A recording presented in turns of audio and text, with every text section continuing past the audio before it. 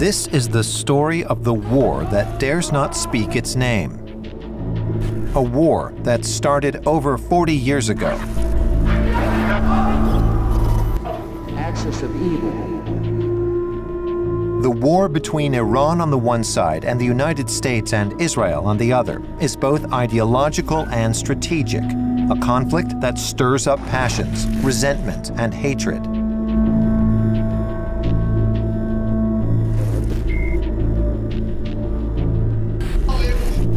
To understand this potential return of barbaric violence, we must go back in time to unravel the tangled threads of tragedy and seek the elusive truths behind the dogmas and the certainties, and tell this story.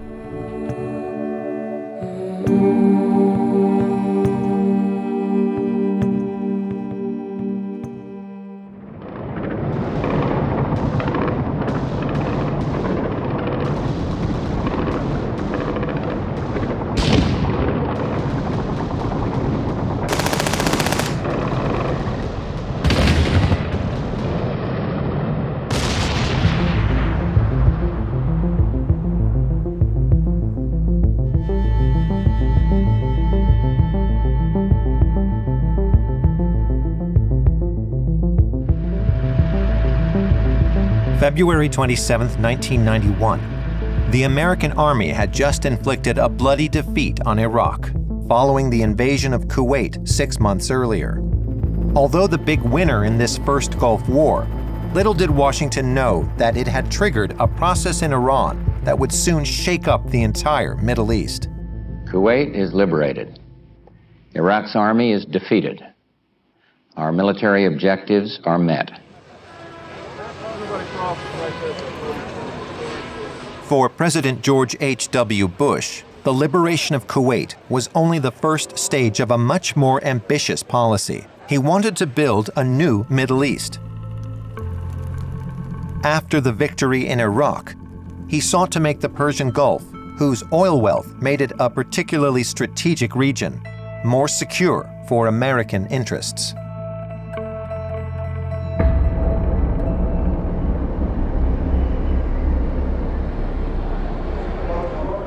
But to achieve his goal, Bush first needed to resolve the Israeli-Palestinian conflict, threatening the stability of the entire Middle East. The process was launched with a peace conference in Madrid. In his efforts to impose his Pax Americana on the Gulf, President Bush invited anyone with any potential influence on the Arab-Israeli conflict. Europeans, Soviets, leaders of the Maghreb and the Middle East all attended. Only one country was missing: the Islamic Republic of Iran. The visceral answer for why Iran was not invited is the hangover from the hostage taking. It's still with us today. Hatred of Iran for the 1979 hostage taking. That is behind U.S. policy today more than anybody thinks or believes. It's a part of every moment of every thought about Iran. At the time, consideration was given to making the conference as universal as possible, but I can't recall that any thought was given to inviting the Iranians. The United States was the sole superpower, the big Satan, and the conference was going to involve making peace with the little Satan, with Israel.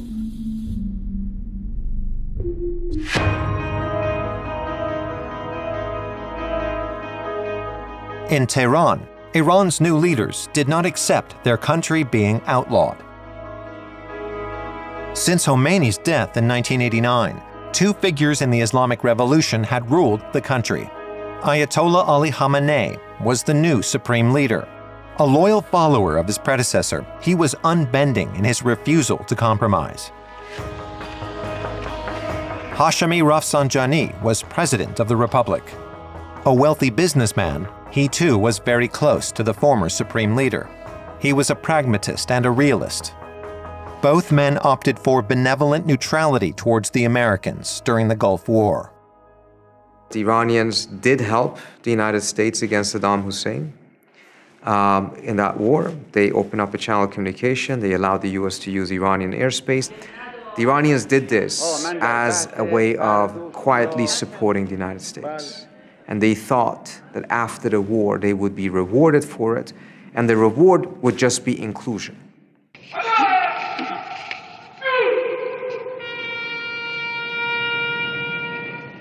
Most importantly, the bankrupt and devastated Islamic Republic desperately needed to emerge from its isolation.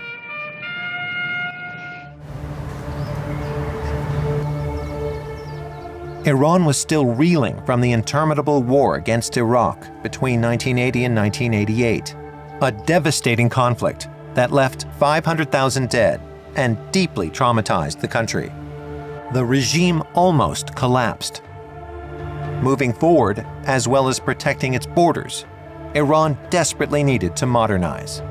Rafsanjani's priority was rebuilding, because he thought, and I think he was right, that the most important thing is rebuilding the ravaged economy. So he began normalizing relations with anyone who he could. He began talking about normalizing relations even with the United States. That time there were two schools of thought in Iran.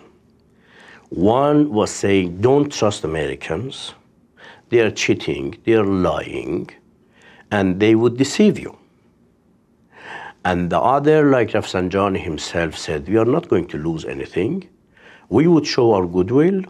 If they don't, then everybody in this country and beyond, they would know Americans are the guilty part, not the Iranians.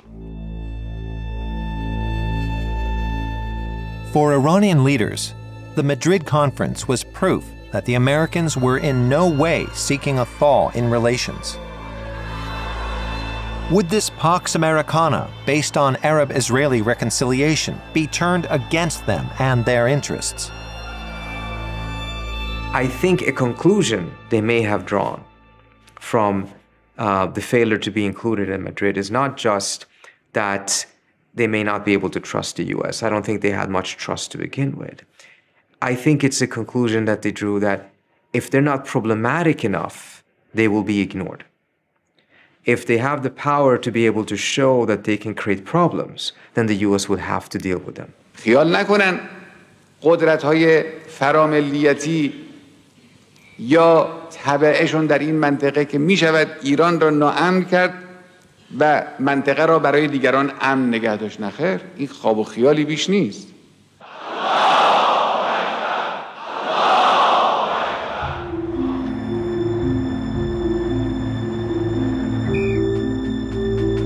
Ayatollah Khamenei decided to act. 2 weeks before Madrid, he organized his own conference, dedicated to supporting Palestine. The Supreme Leader managed to bring together the representatives of some 60 movements from very diverse ideological or religious backgrounds. In attendance were revolutionaries, nationalists, and Islamists.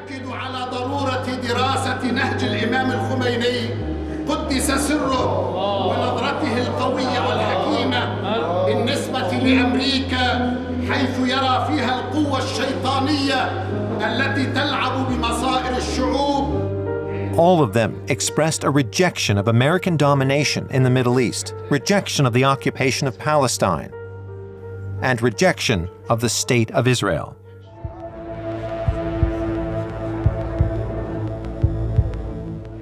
Here, behind the scenes at the conference, close links between the Lebanese Hezbollah, the Palestinian Islamist Hamas, and the Islamic Jihad began to be forged, giving rise to what Tehran would later call the axis of resistance.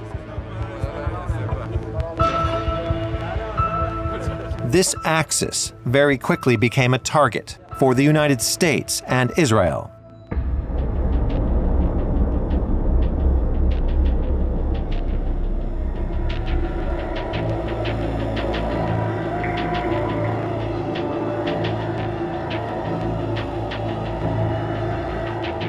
The Shiite community in the southern suburbs of the Lebanese capital was in mourning.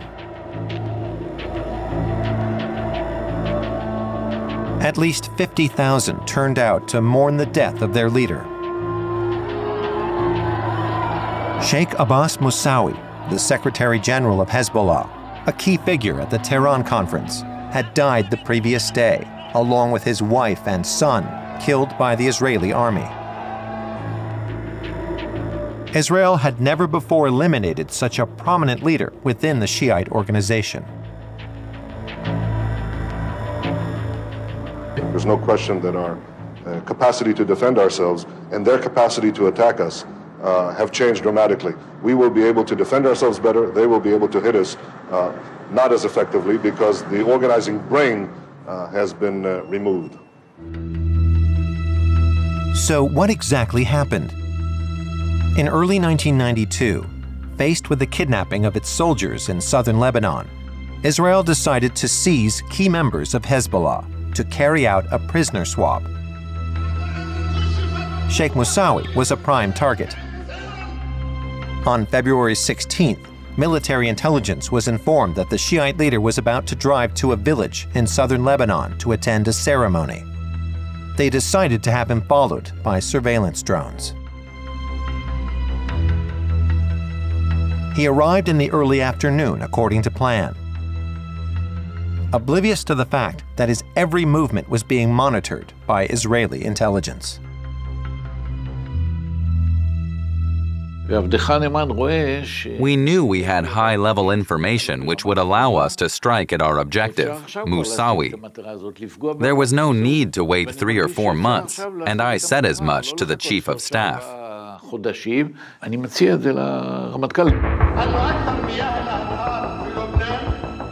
Rather than kidnapping Musawi, Yuri Sagi advocated eliminating him. Another opportunity was unlikely to arise for a long time, he argued. Now was the time to strike. A helicopter took off with orders to kill the Shiite leader as soon as he left the ceremony.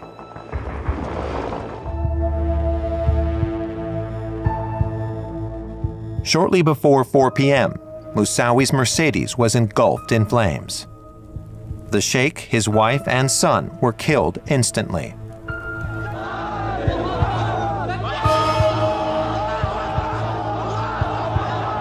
The Israeli army appeared to have gained the upper hand over Hezbollah. From an intelligence point of view, the strike was unquestionably a success. But from a strategic point of view, it was a disaster. Taking a decision like that, there are no words for it. It was basically a mess. Before his elimination, there was no discussion about whether or not we should do it, and what the consequences might be. Everyone had agreed, but no one considered the consequences of the action. I told them, look, it may provoke a terrorist attack overseas. There may be consequences. No, no, no, was the response.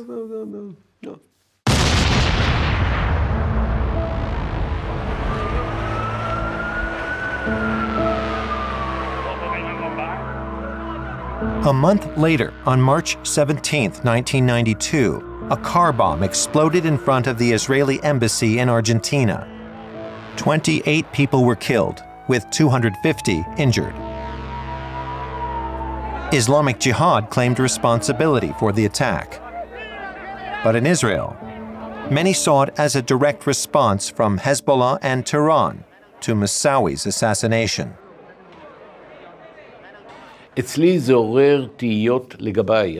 I can't speak for anyone else, but I had misgivings about the whole thing. Did I know what we were doing? Had I properly assessed the risk-benefit ratio, given that the elimination of Musawi led to dozens of Jews killed in Argentina? Perhaps the Shia devil had become even more fearsome. Make no mistake, they didn't want peace. But sometimes you can hasten things when you don't intend to, and they take on a dynamic you never intended.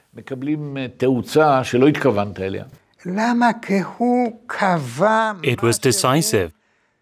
It initiated something new in our relationship with Hezbollah and in our relationship with its leader, Iran. Because in actual fact, we had directly hit Iran.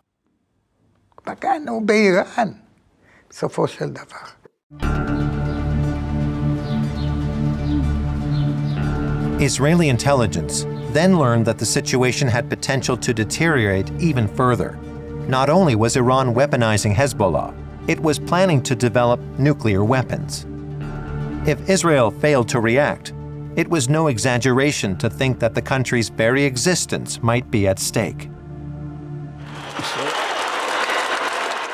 One man was determined to thwart this threat, the new Israeli Prime Minister, Yitzhak Rabin.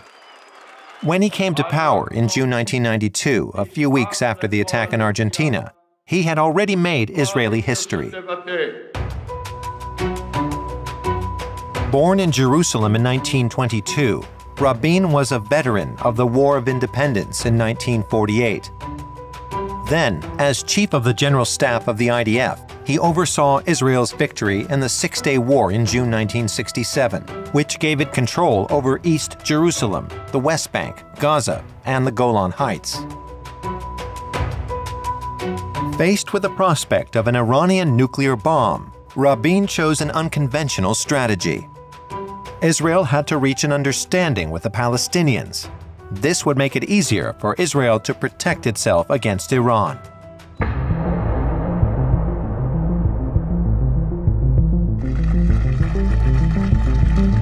It was an historic and enduring image.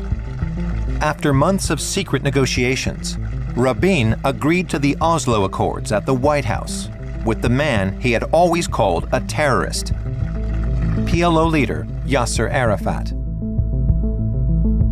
For the first time since the creation of the State of Israel, a genuine peace process was underway between the Israelis and Palestinians. The children of Abraham, the descendants of Isaac and Ishmael, have embarked together on a bold journey. Together, today, with all our hearts and all our souls, we bid them shalom, salam, peace.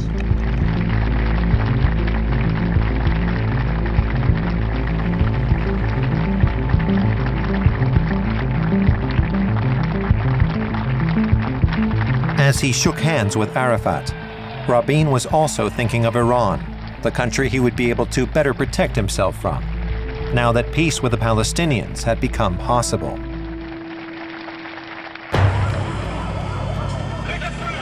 Three weeks later, however, a bus exploded near an Israeli settlement in the West Bank. Hamas claimed responsibility. Then, an Israeli settler committed a massacre in Hebron. Further tragedies followed. Extremists from every side did their level best to thwart the peace process.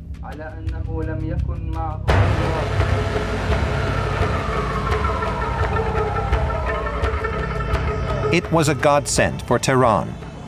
It was time to get back into the game and challenge Israel's strategy.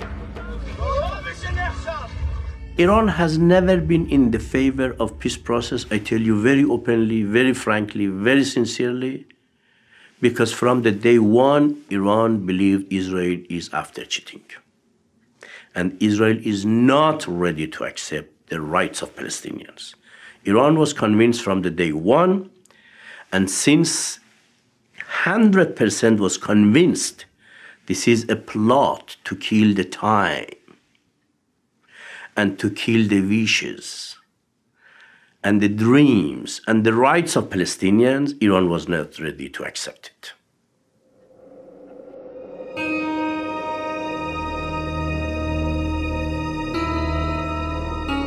Above all, for Khamenei, the success of the Oslo Accords would have signaled the victory of a regional order dominated by the United States and Israel, one that finally solved the Palestinian question, but relegated Iran to a supporting role. So to re-establish his country as a key player, The Supreme Leader decided that the covenant sealed during the Tehran Conference of October 1991 must be translated into action. To that end, he stepped up support for the Palestinian Islamist movements, Hamas and Islamic Jihad. Iran is responsible, with the other extreme Islamic groups, for the setup of international terror. And in addition, Iran tries to build military capability, conventional and non-conventional. The specter of an Iran armed with weapons of mass destruction and the missiles to deliver them haunts not only Israel, but the entire Middle East, and ultimately all the rest of us as well. The United States, and I believe all the Western nations, have an overriding interest in containing the threat posed by Iran.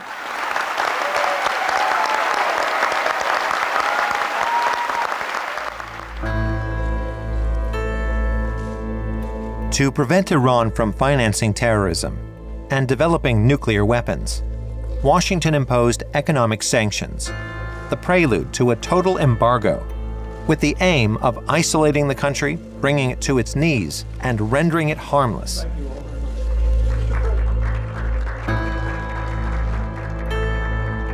However, it would not be Tehran behind the tragedy that was soon to strike at the very heart of the United States. A tragedy with such symbolic and political significance, it would usher in a new era for the entire Middle East.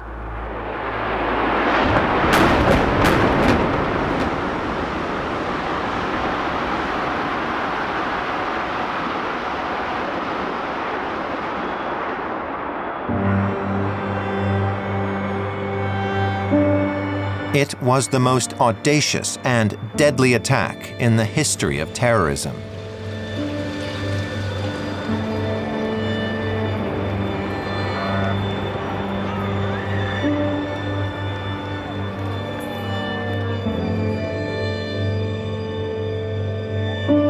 Faced with nearly 3,000 casualties, it was clear to the United States that its real enemy was not the Shia Islamism of Iran and Hezbollah, so much as the Sunni radicalism embodied by al-Qaeda and its Saudi-born leader Osama bin Laden. President George W. Bush, elected the previous year, had no choice but to take decisive action. We will not only deal with those who dare attack America, we will deal with those who harbor them and feed them and house them. Make no mistake about it. Underneath our tears is the strong determination of America to win this war. And we will win it. The president fixed the objective: to overthrow the Taliban regime in Afghanistan, which for many years had provided sanctuary, support, and funding to al-Qaeda. Secretary of State Colin Powell was tasked with preparing the ground before the offensive.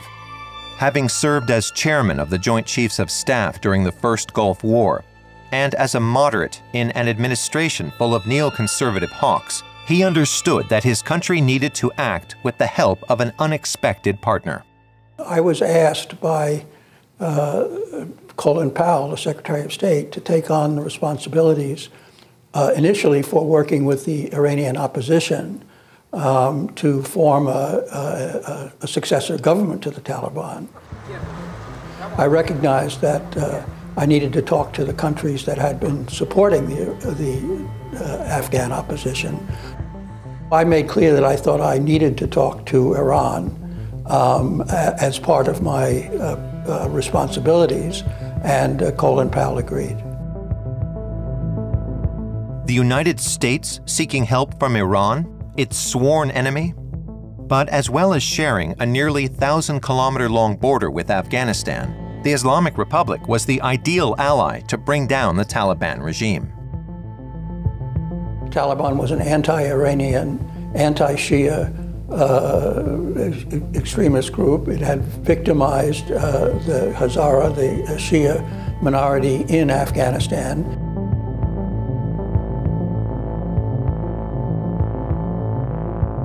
The Iranians themselves almost went to war with Afghanistan in 1998 after the Taliban struck the Iranian consulate in Mazar-e-Sharif and killed roughly 10 Iranian diplomats and a journalist. So the Iranians have deep animosity and enmity with the Taliban.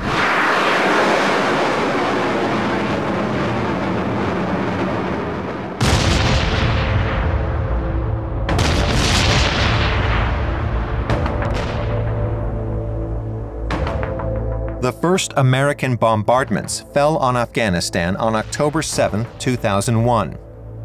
Operation Enduring Freedom had begun.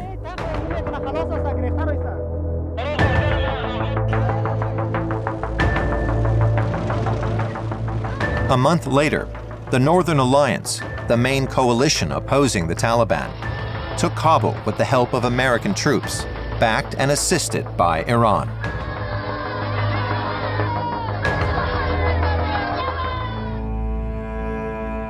The most pressing concern now was to build a new Afghanistan.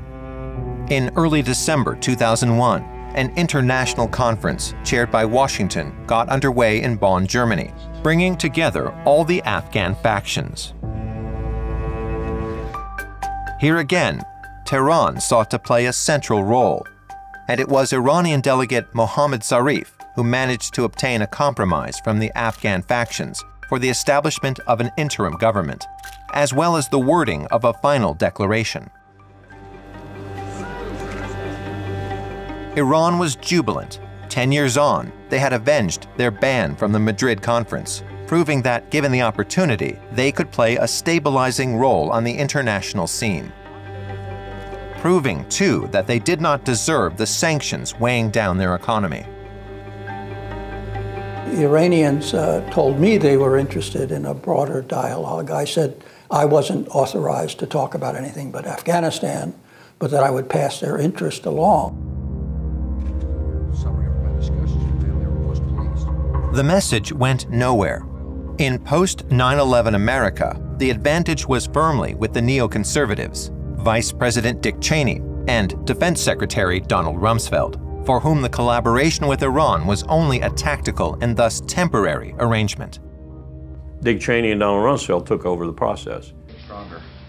Every time Iran would be a policy agenda item on the National Security Council's list, Dick Cheney would make sure it came off.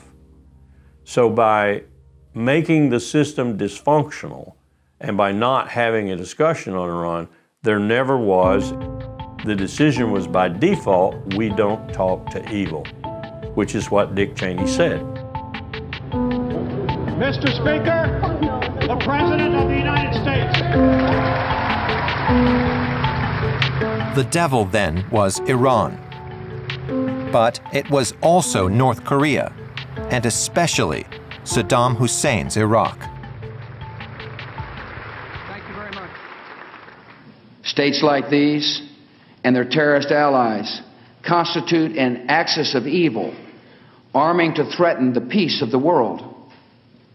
By seeking weapons of mass destruction, these regimes pose a grave and growing danger. The United States of America will not permit the world's most dangerous regimes to threaten us with the world's most destructive weapons.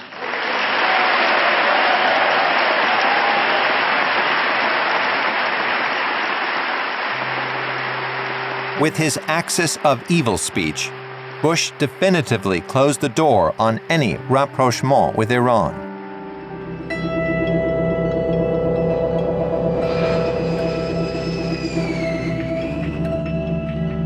By May 1st, 2003, the first objective had been achieved. By crushing Saddam Hussein's regime, George W. Bush put an end to the campaign initiated by his father in 1991 during the First Gulf War. He basked in the victory among his troops. Nothing, it seemed, could stand in his way. Obviously, when the United States invaded Afghanistan and then invaded Iraq, under false pretenses. And after lying about weapons of mass destruction in Iraq and lying about a relationship between Saddam Hussein and Al-Qaeda, the Iranians were concerned that the United States would try to destabilize Iran or invade the country.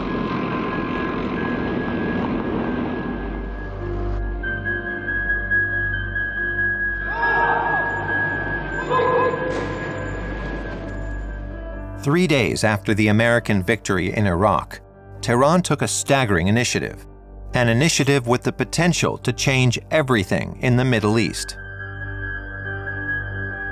At the State Department in Washington, a fax arrived via an intermediary, Tim Guldemann, the Swiss ambassador in Tehran. He had been representing the interests of the United States in Iran since the closure of its embassy in 1979. The document seemed barely credible. It proposed talks on the links with Hamas and Islamic Jihad, the disarmament of Hezbollah, and weapons of mass destruction. In return, Iran sought the lifting of sanctions, recognition of its role in the region, and access to Western technologies, in particular, civilian nuclear power. Washington pondered the implications. Why would the supreme leader, hitherto so inflexible, suddenly support such a move?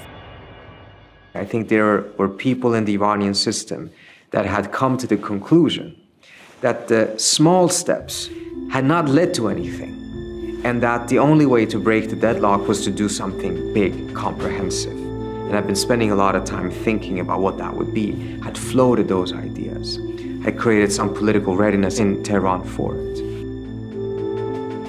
But at the State Department, where the collaboration with Iran on Afghanistan had been established, nobody was prepared to take the document submitted by the Swiss diplomats seriously.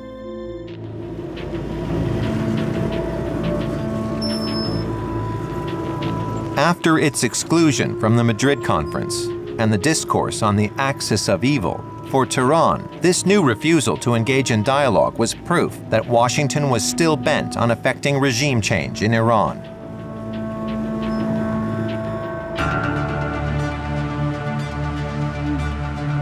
So, in order to protect the Islamic Republic, Ayatollah Khamenei made a radical decision. He decided to intensify and press ahead with the uranium enrichment program, and in doing so, acquire nuclear weapons as soon as possible.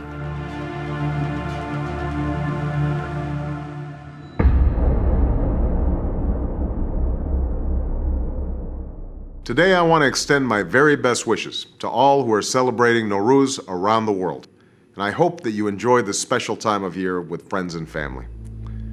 Then, one man decided to improve relations between his country and Iran. Barely 3 months after taking office, President Barack Obama addressed Iran directly on the occasion of the Persian New Year. It was a first in the history of the two countries.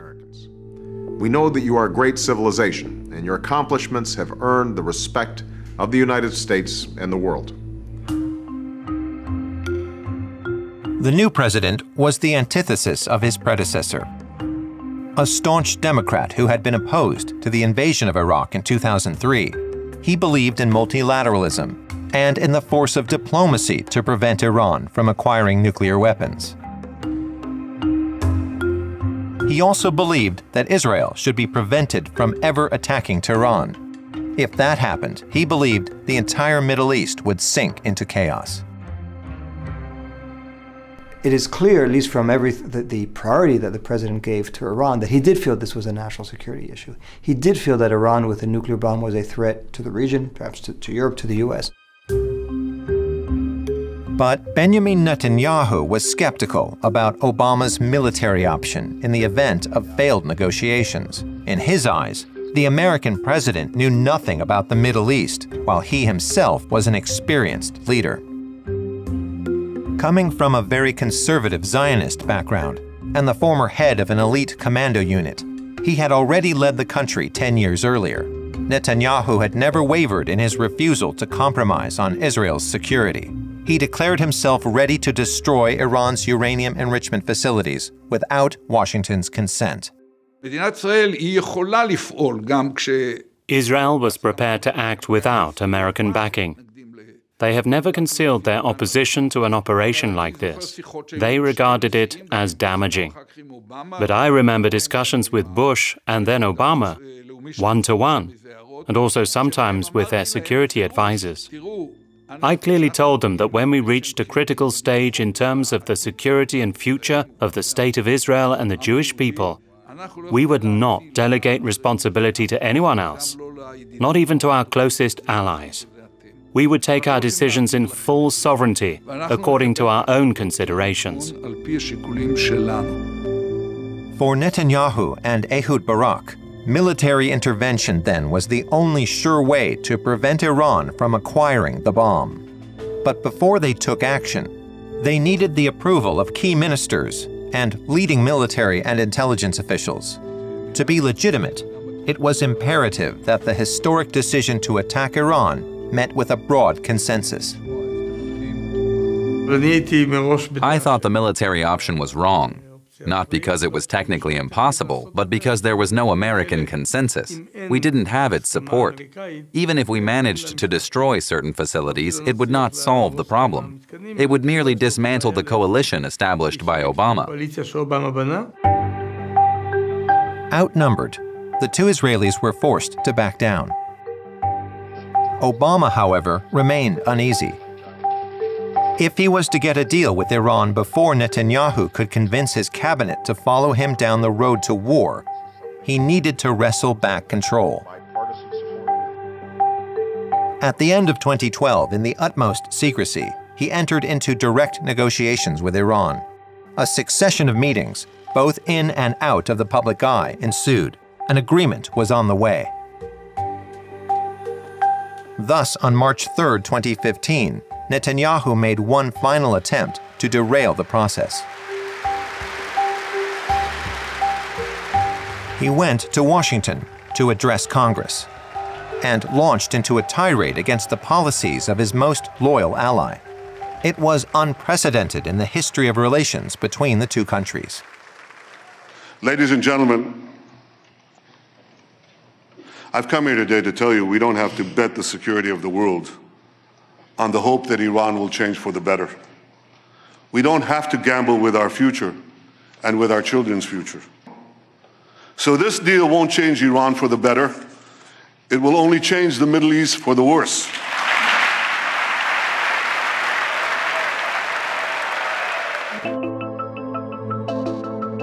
But the Israeli leader's maneuver proved to be futile, and his speech changed nothing. Obama won the day.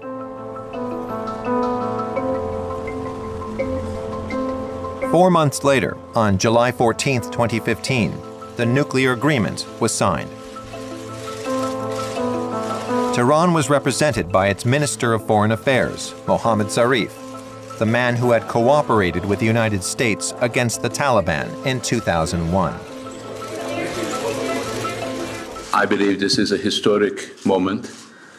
We are reaching an agreement that is not perfect for anybody, but it is what we could accomplish, and it is an important achievement for all of us.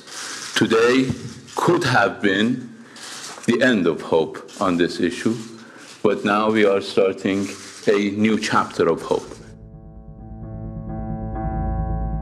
Iran pledged to limit its uranium enrichment program to the production of civilian energy and abandon its quest for nuclear weapons.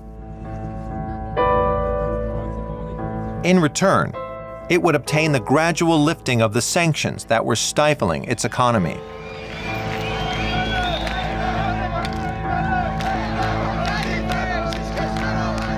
For the vast majority of Iranians, the agreement was a beacon of hope.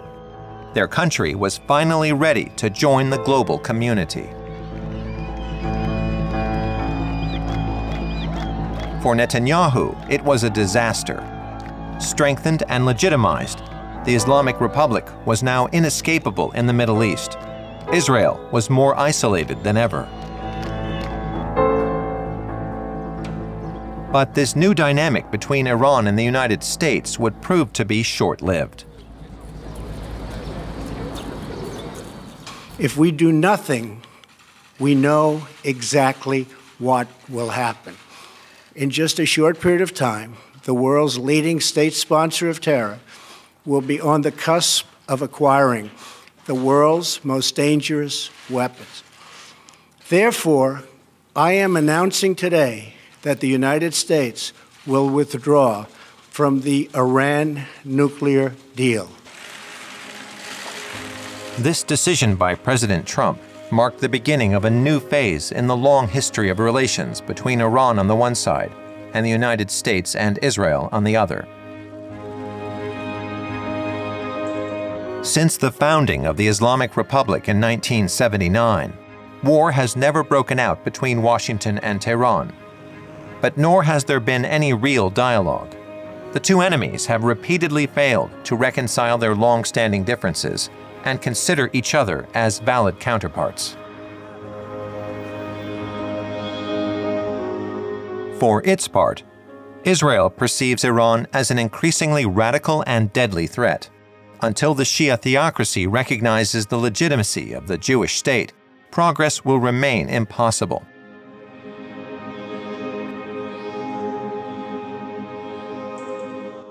For over 40 years, the same deadly spiral of confrontation, intolerance, and hatred, with each side set upon destroying the other, intent upon opening one front after another, and thereby ruling out any possibility of dialogue and peace.